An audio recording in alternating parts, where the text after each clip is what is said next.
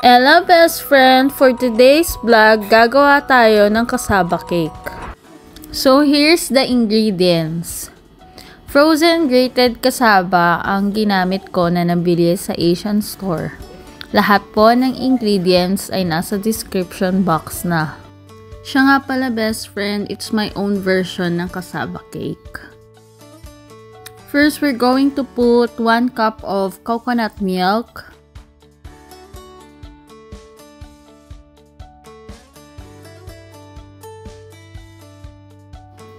Kasaba cake is one of my favorite Filipino dessert. Next, we're going to put butter. Unsalted butter nga pala yung ginamit ko. You just need to combine all the ingredients, best friend. Since unsalted butter yung ginamit ko rito, best friend, maglalagay tayo dito ng pinch of salt para maging balance ang lasa niya.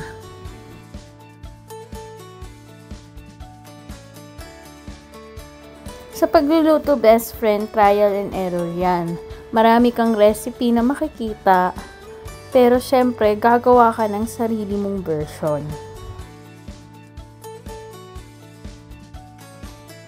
Next, ilalagay na natin ang 2 large eggs.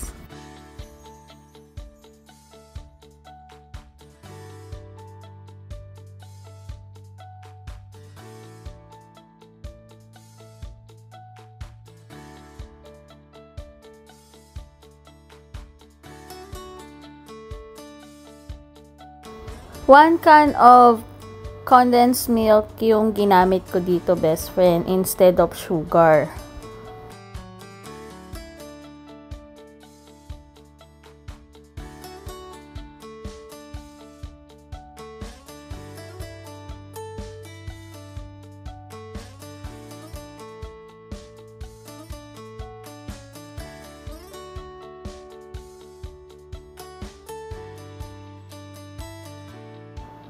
Next is ang ating cheddar cheese.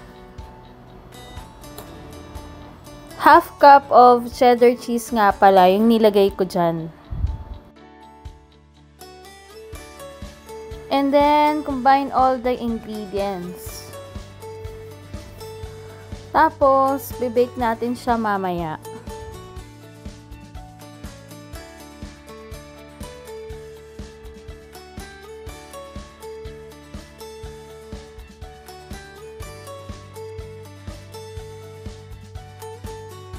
Lalagyan ko siya ng salt. And then, combine ulit natin para mag-balance yung lasa niya. Hindi sobrang tamis.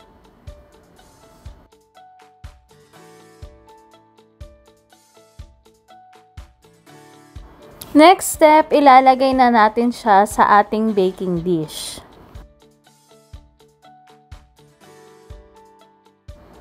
Best friend, don't forget to grease your baking dish.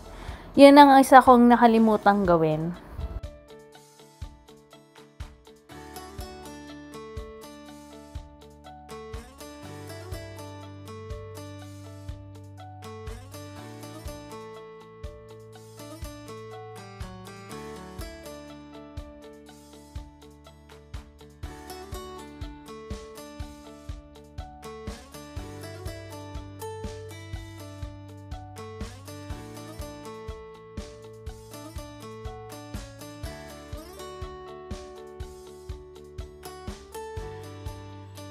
Gagawa naman tayo ng pang-toppings while baking. Half cup ng coconut milk, and then butter,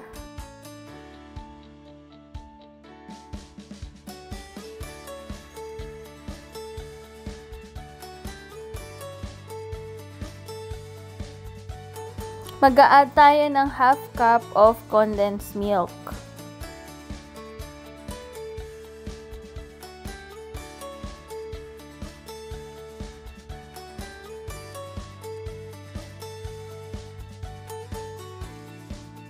Nilagyan ko din ng 1/4 cup of evaporated milk and cheddar cheese.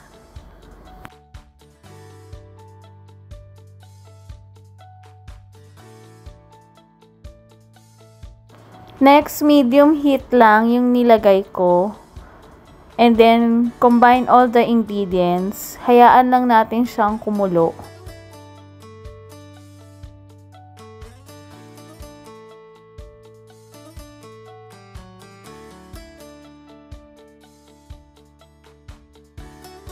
Nga pala, best friend, yan yung cheese na ginamit ko. Pero kung ano yung available sa inyo, yun na lang din ang gamitin nyo.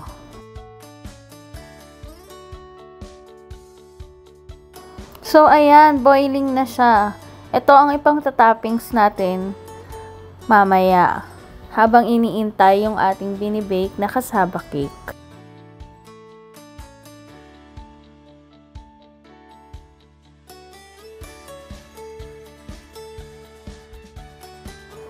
Optional lang yung toppings.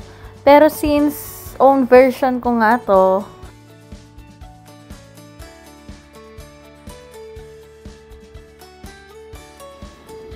ayan na, best friend, luto na ang ating cassava cake. Lalagyan na natin siya ng toppings.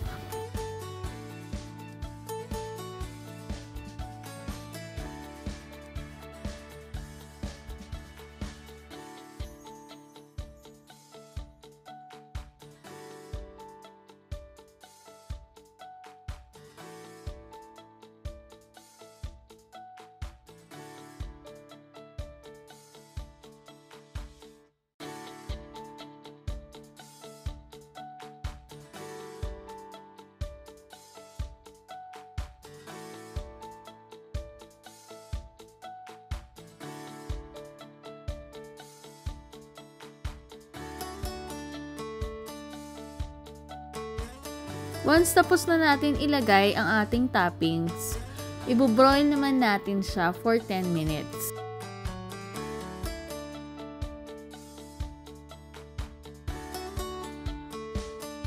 Ayan na, best friend, luto na ang ating cassava cake.